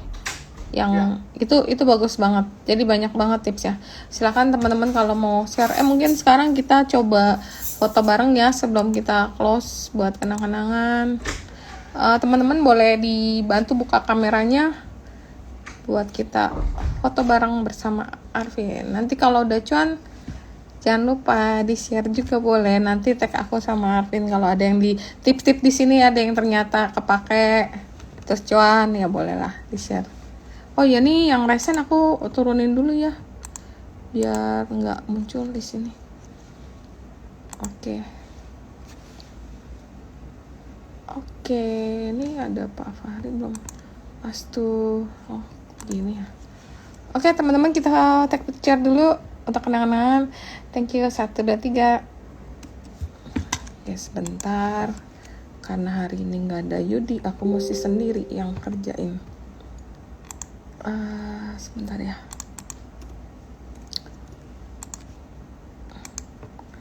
Oke, kita take another picture yang pakai cuan. 1, 2, 3. Oke, thank you. Sebentar. Oke. Terima kasih banyak nih Arvin udah sharing sama mengedukasi masyarakat pasar modal. Semoga tips-tipsnya bisa banyak membantu teman-teman di sini, dan sekali lagi teman-teman, webinar ini hanya tujuan untuk edukasi, nggak ada rekomendasi beli dan jual. Semuanya harus punya trading plan juga dan harus membekali dirinya dengan pengetahuan yang cukup untuk saham yang akan diinvestasikan.